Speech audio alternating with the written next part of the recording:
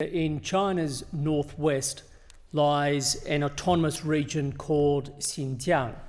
Xin translating into new and Jiang into frontier. The name New Frontier has an aspirational ring to it, but that's not how the world sees Xinjiang, especially for its Uyghur people, an ethnic minority about whom there have been deeply disturbing reports of enforced disappearances, mass detentions, forced labour, systematic torture, abuse of women, pervasive surveillance and religious discrimination.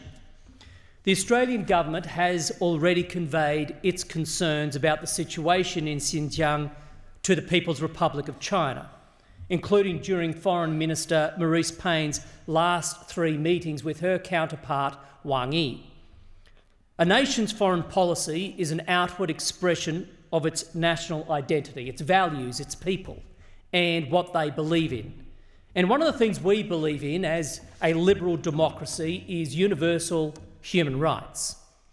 And the breaches of human rights being reported out of Xinjiang are so egregious, so grave, that the House of Commons in Canada has passed a unanimous resolution calling them acts of genocide.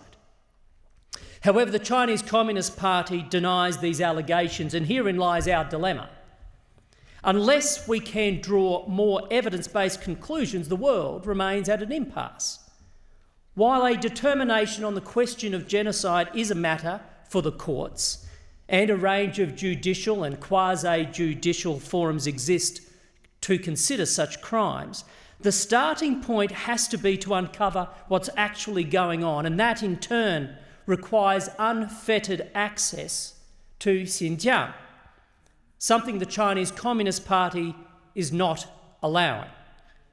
Now, Australia has raised its concerns during sessions of the United Nations Human Rights Council and General Assembly, but still transparency is denied.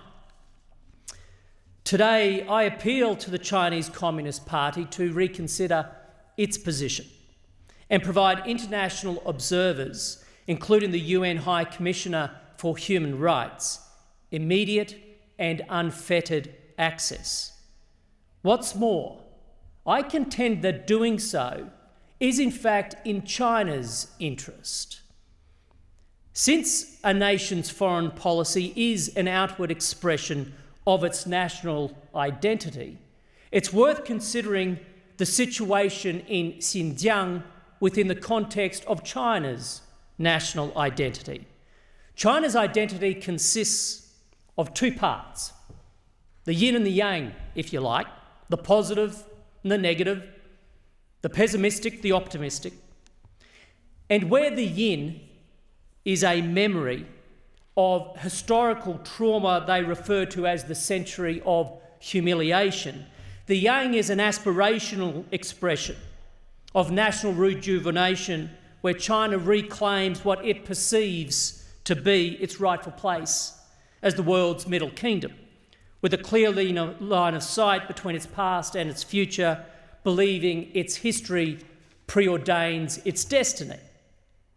As the former middle kingdom under heaven, the Chinese remember themselves as not only possessing the greatest power and most advanced economy on earth, but also the most culturally and morally superior civilization.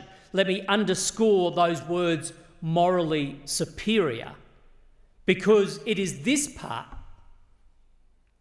of China's national identity, it is this part of the China narrative that the situation in Xinjiang undermines. If indeed the accusations of abuses of the Uyghur people are false, as the Chinese Communist Party claims, then it should have nothing to hide. It would be in its interest to provide the unfettered access to Xinjiang that the world needs. To do otherwise, to continue to refuse access, dilutes the moral authority to which China lays claim, undermining its national identity and compromising the vision of Xi Jinping of the Chinese dream of great rejuvenation. That is, unless, of course, the allegations are true.